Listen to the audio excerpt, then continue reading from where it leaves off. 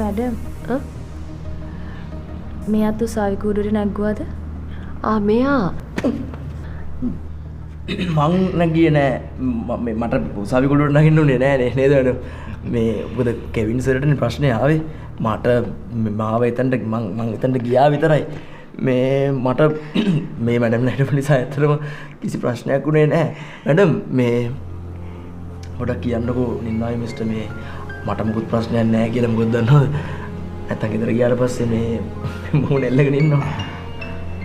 ඒක තමයි මේ කියන්න හදන්නේ. කියන්න දෙන්නකෝ ඉතින්.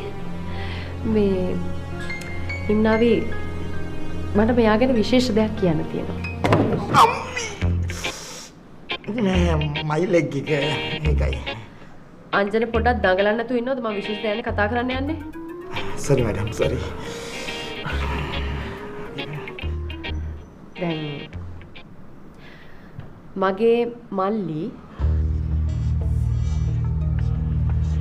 කෙවින් ඩිෆොන්සේකනේ. එතකොට මේ ඉන්නේ මගේ මල්ලිම තමයි කියලා මම කියන්නේ. මං මෙයාටත් ඒ වගේම ආදරේ නිසා, ඒ විදියටම සලකන නිසා.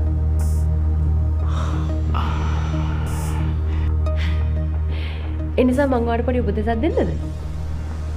මොකද්ද මට? දැන් ඔය මගේ මල්ලි ඉන්නවනේ.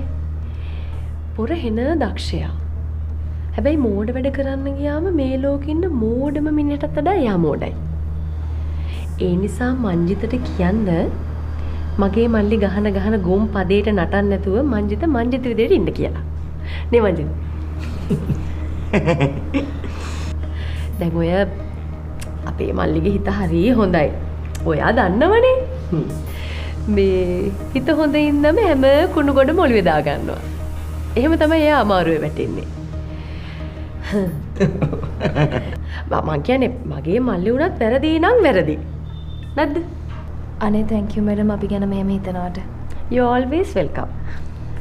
දැන් ඉතින් කොයි කාලේ වගේද ඔයගොල්ලෝ බඳින්න එහෙම හිතාගෙන ඉන්නේ? තව පොඩ්ඩක් මැරි කරන්න කලින් බේබි හම්බ වෙනවා. ඒක ඉතින් මෙයා තමයි කියන්න ඕනේ. ඔම්මෝ ලැජ්ජාව.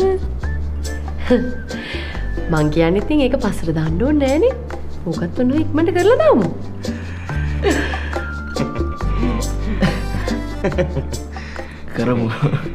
කරමු